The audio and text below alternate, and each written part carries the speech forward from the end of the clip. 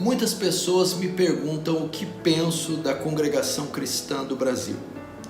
Um fato interessante é que nós recebemos muitos e-mails de membros da Congregação Cristã do Brasil nos fazendo diversas perguntas. E também, sempre que viajo para pregar em outras cidades ou estados do país, muitos membros da Congregação Cristã do Brasil comparecem para assistir a mensagem e, ao término dela, me procuram para fazer perguntas. Bom, eu gastaria muito tempo para falar dos equívocos da Congregação Cristã do Brasil, como, por exemplo, o uso do véu por parte das mulheres. Para eles, a mulher só pode orar tendo a cabeça coberta com o véu. E isso está muito claro na Escritura, que Paulo estava se referindo ao tempo, aos costumes e à cultura da época. Outro grande equívoco é dizer, muitas vezes eu já ouvi isso, que a salvação só se encontra na Congregação Cristã do Brasil. Isso é um absurdo muito grande dizer tal coisa, porque foi Pedro quem disse em Atos capítulo 4 que só há um nome debaixo do céu que importa que sejamos salvos, que é Cristo Jesus. Então a salvação se encontra em Cristo Jesus, na sua obra, na sua pessoa, e não em uma instituição. Afirmar isso é um completo absurdo, até porque a Congregação Cristã do Brasil foi criada em 1910. Como então havia salvação antes disso? Sempre houve salvação na pessoa bendita do Senhor Jesus Cristo. O outro equívoco que eles cometem é que a oração deve ser feita somente de joelhos. Se você notar, Jonas orou dentro de um ventre de um peixe e não estava de joelhos. Os discípulos no Pentecoste oraram sentados. Muitas vezes os apóstolos e os profetas oravam de pé. Então nós vemos que a oração não é necessariamente para ser feita apenas de joelhos. Um outro grande equívoco é dizer que o pecado sem perdão, o pecado para a morte, que está na primeira carta do apóstolo João, é um pecado de conotação sexual, como adultério, e pessoas que cometem esse tipo de pecado caem da graça e não têm mais o perdão. É óbvio que aquele pecado para a morte que João está citando na sua primeira carta, ele está falando da apostasia, do abandono total da fé, da blasfêmia contra o Espírito Santo. Esse é o pecado para a morte. Não há pecado que o Senhor não perdoe. Todos os pecados são passivos do perdão de Deus.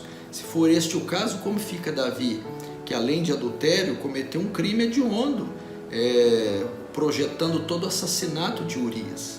Então o pecado para a morte, o pecado sem perdão, não se trata de pecados de conotação sexual, e sim a apostasia e a blasfêmia contra o Espírito Santo. Esses são alguns dos absurdos que a congregação cristã ensina, pratica e comete. Mas para mim os mais graves deles são dois. Primeiro, o desprezo que eles têm pelo estudo das Escrituras. Geralmente os seus líderes, os seus anciãos, não prezam pelo estudo sistemático da Escritura, nem ensinam expositivamente a Escritura, se debruçando sobre a Bíblia e estudando o significado de cada texto nos seus originais, para poder transmitir à sua congregação o que a palavra de Deus diz e o que o autor tinha em mente quando escreveu. Então não é comum um membro da congregação cristã, nem tampouco seus líderes, estudarem profundamente a Escritura. E o segundo grande erro, gravíssimo também, dentro das Escrituras, é não crer na suficiência das Escrituras.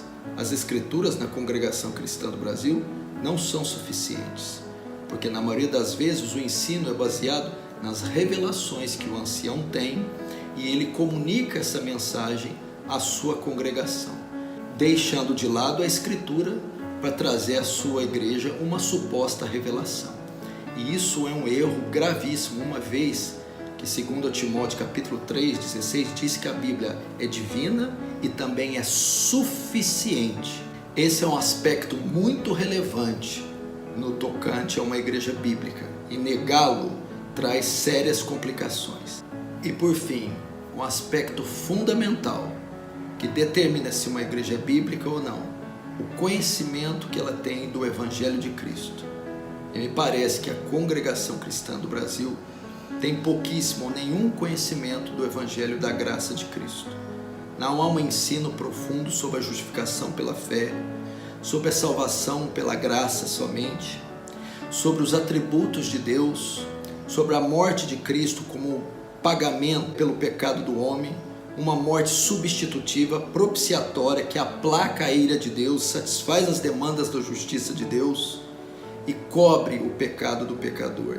Não há a proclamação do Evangelho chamando o pecador ao arrependimento e fé e crer na obra de Cristo e pela graça ser salvo. Me parece que a visão da salvação deles ainda é pelas obras, pela obediência de mandamentos, que é impossível aos olhos humanos. Essas e tantas outras questões fazem da Congregação Cristã do Brasil uma igreja não bíblica. Haveria muitas outras coisas para dizer e quem sabe um dia eu faço um sermão, uma exposição mais detalhada sobre esse assunto. Por hora é isso que eu tenho a dizer. Deus te abençoe e um forte abraço.